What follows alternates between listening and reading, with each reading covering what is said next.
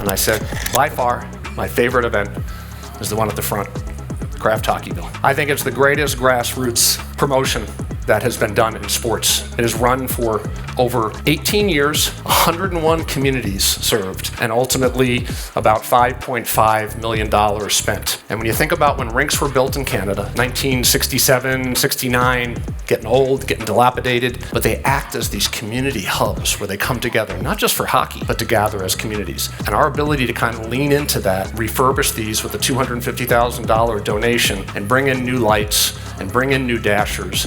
I remember in one specific one I was at, and the kids line up on red carpets, they cancel school for the day. These are small towns dotted throughout Canada, that this may be the biggest thing happening, a preseason NHL game. And you watch, and this little young boy came up to me after the game was over, and he said, does all this stuff stay? Like the new glass? And I said, yeah, it's all yours, buddy.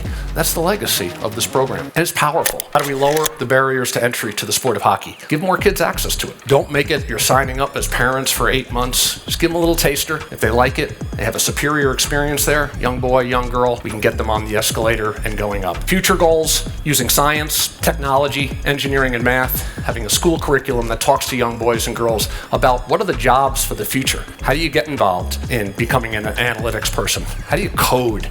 How do you do that?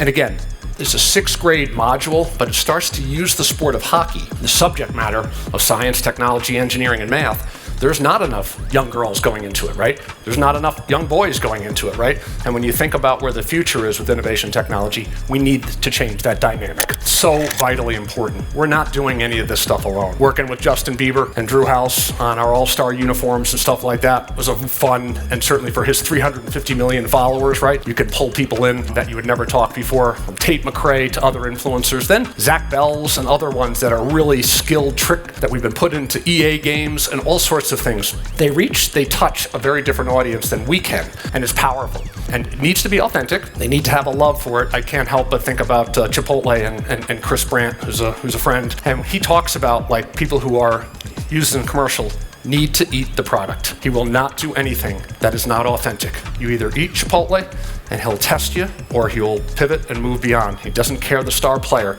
It needs to come from a position of authenticity.